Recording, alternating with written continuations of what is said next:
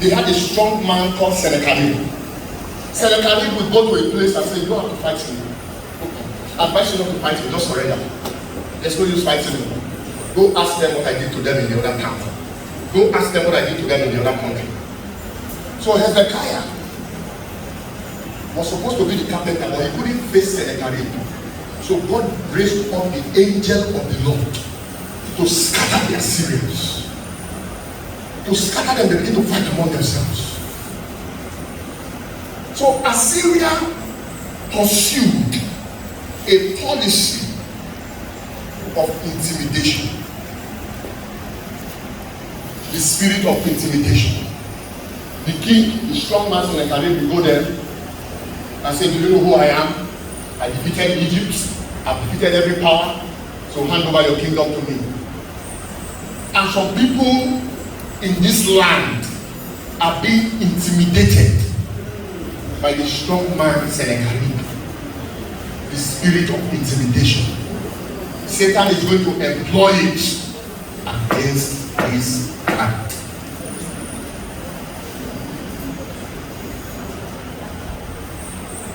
Can you come here to blow my trumpet?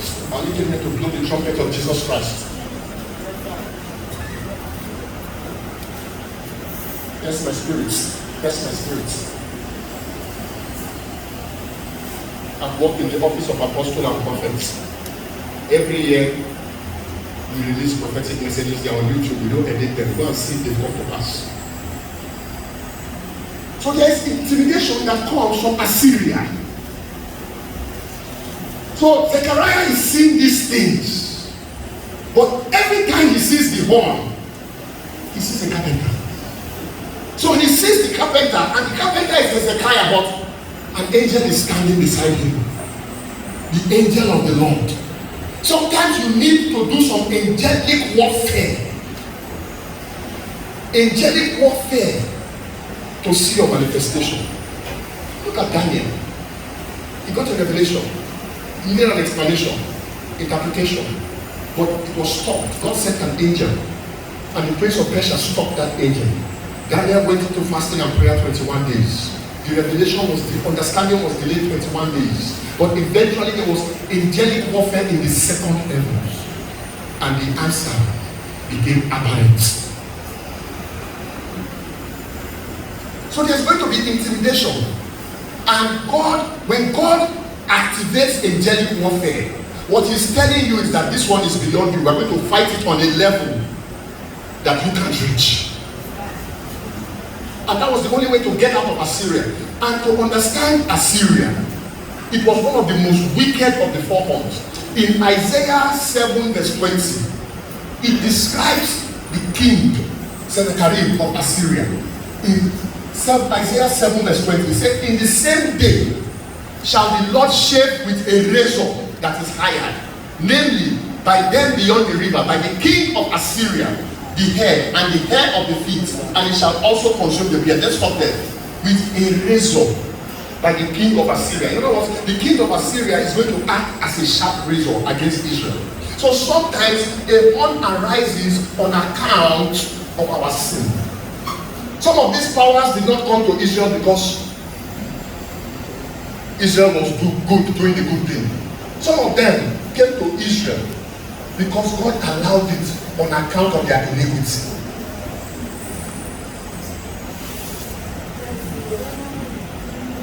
And now, the fourth power is arising. The fourth horn that he saw,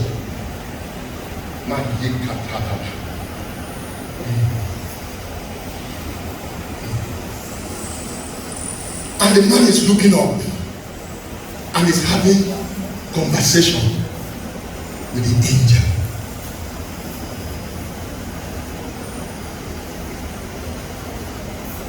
The people of Eastern Nigeria are coming to the fourth horn, and there's a fifth horn.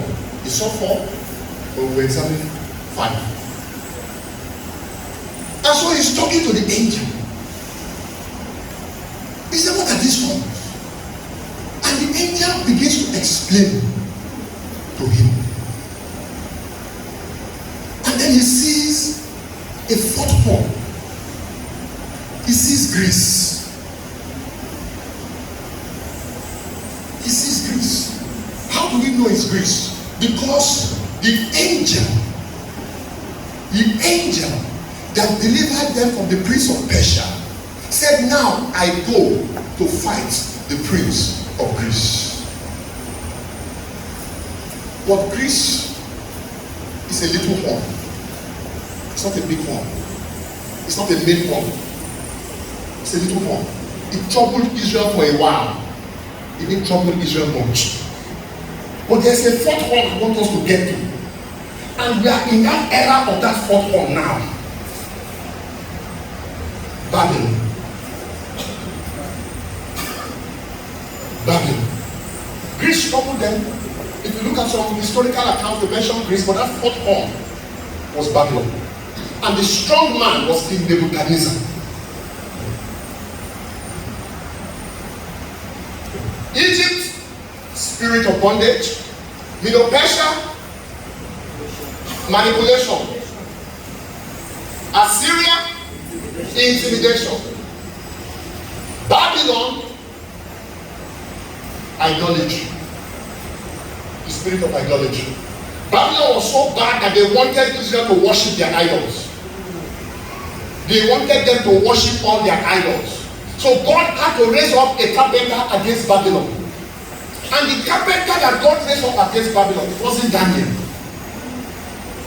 It wasn't Shadrach, Meshach, and Abednego. God had to raise up a carpenter that was not even a believer. Sometimes God will use an unbeliever to rescue you. Sometimes it is even a believer that will put you in a mess. Sometimes. And so God raised up an unbeliever that loved justice, King Cyrus, and raised up King Cyrus as the carpenter that delivered Israel from Babylon. Babylon represents the spirit of idolatry. And as I carry before the Lord, and as I pray before the Lord says He is going to judge idolatry in this land.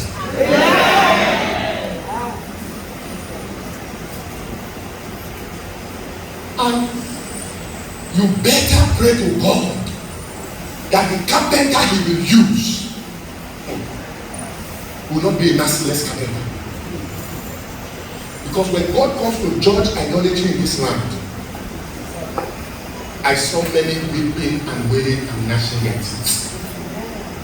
Because whenever idolatry is judged, read the book of Revelation 17, the fall of Babylon. Whenever idolatry is judged, commerce is lost. Businesses are lost. Because many businesses and commerce are tied to the spirit of man.